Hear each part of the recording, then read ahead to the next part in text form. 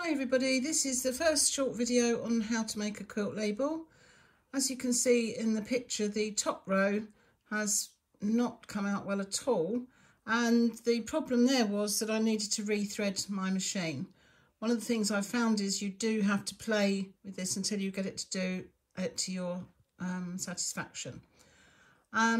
There's two ways that I do this. I either use an ordinary wooden embroidery hoop but upside down so that it's flat to the machine, with a layer of tearaway stabilizer underneath. This is I'll just use any old tearaway stabilizer, doesn't really matter, and do that and sew it on a hoop if I'm using a soft cotton.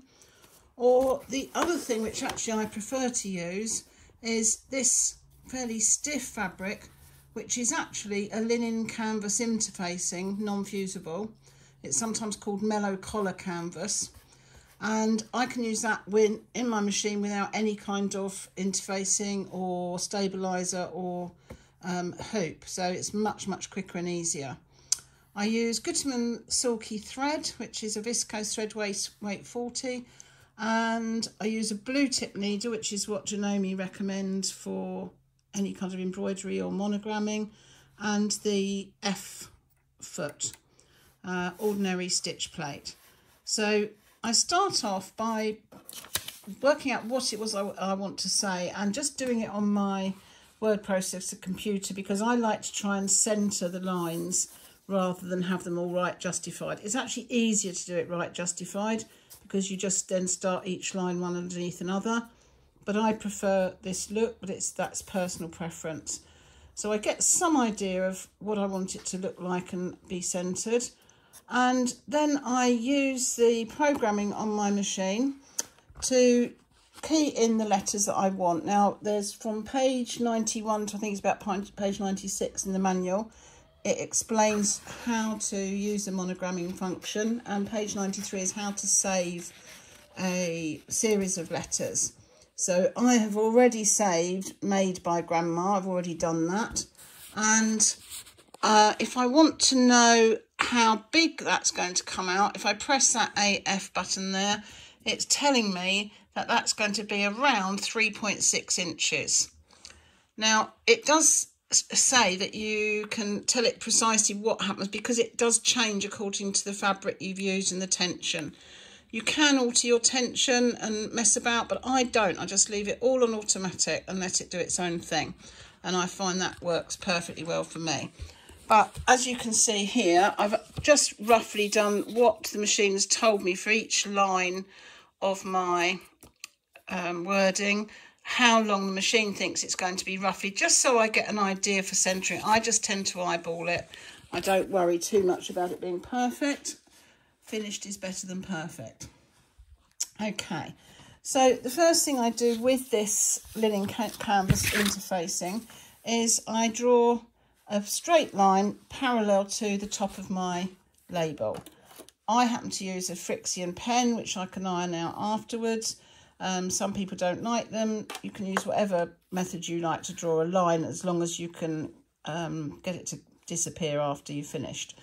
But you need a line to start the first line of stitching, just to try and get that straight to the grain.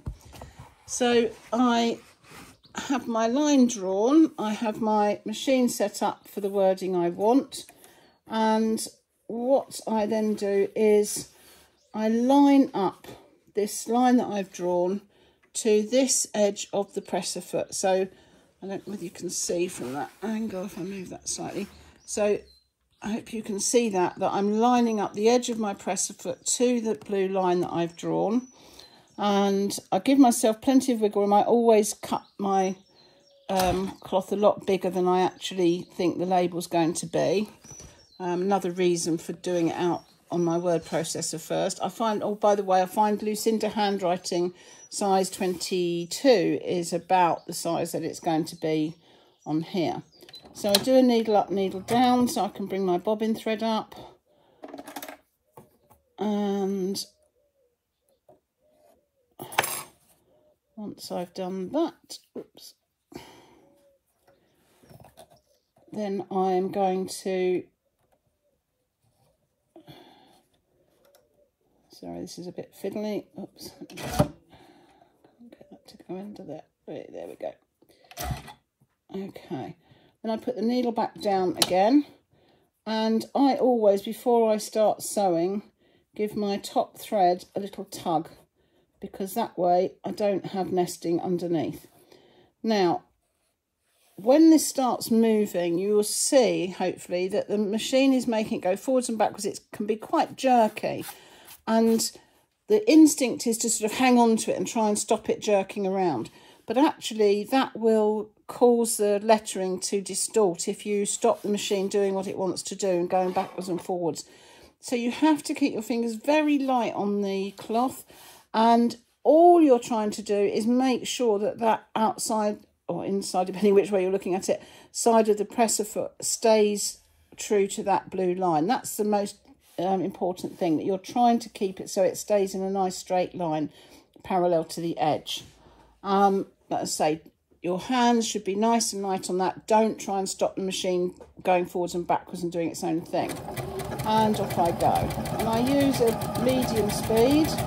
So my fingers are barely touching. I'm just looking at the line and trying to make sure that it's staying parallel to that top. It doesn't deviate off.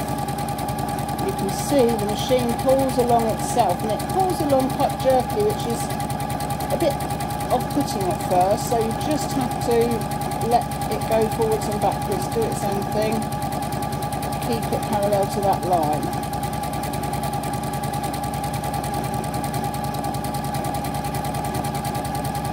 Not even touching it, I'm just letting it go.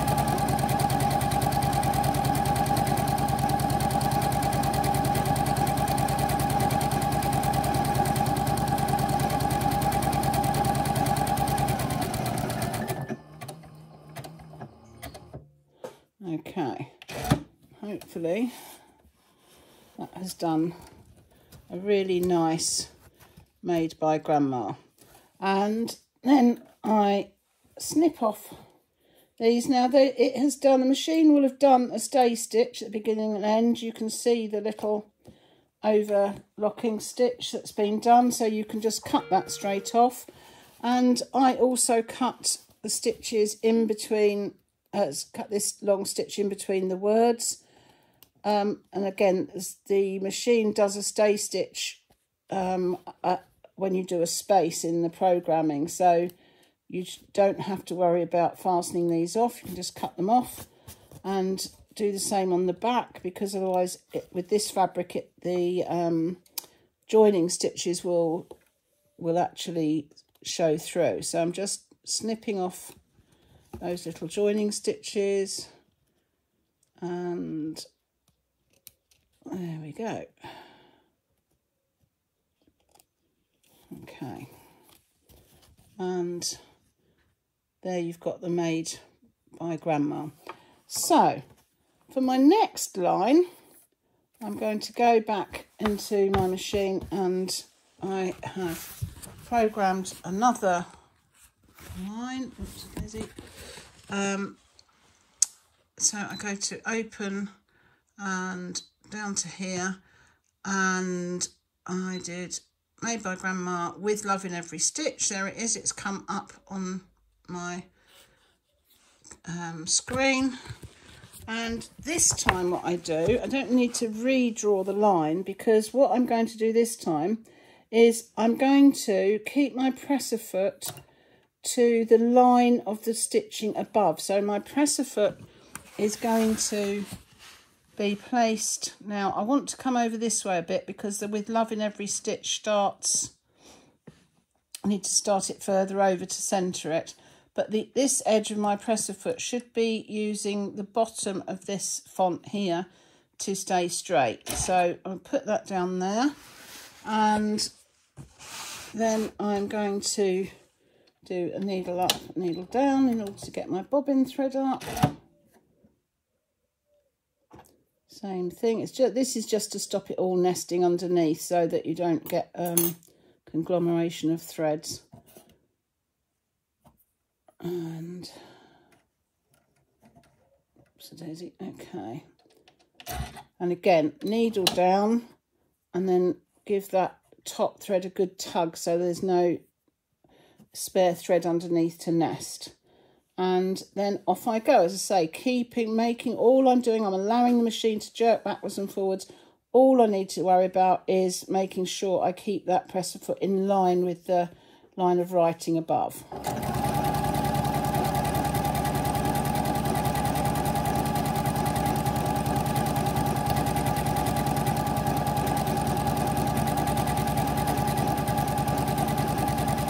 Keeping my fingers very light, just watching that it's staying straight.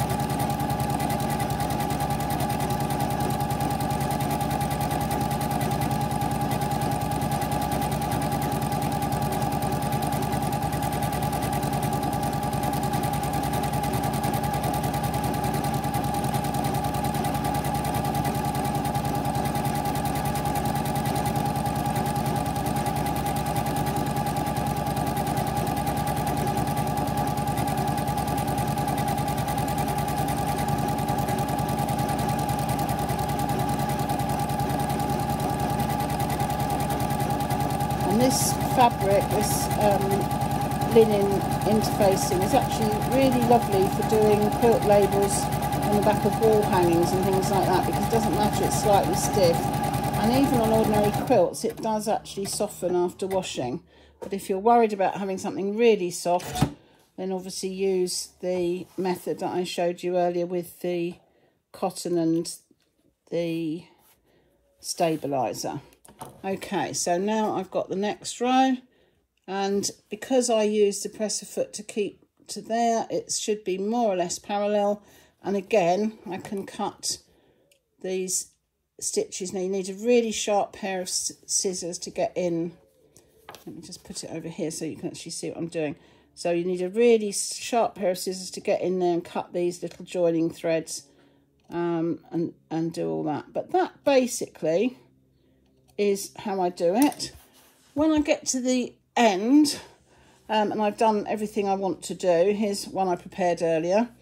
All I do is I use a hot ruler to turn my edges over by ½ an inch, and I miter the corners, just pop a pin in, and then I select this stitch from the pictogram stitches, or whatever stitch you want, and I just go along there.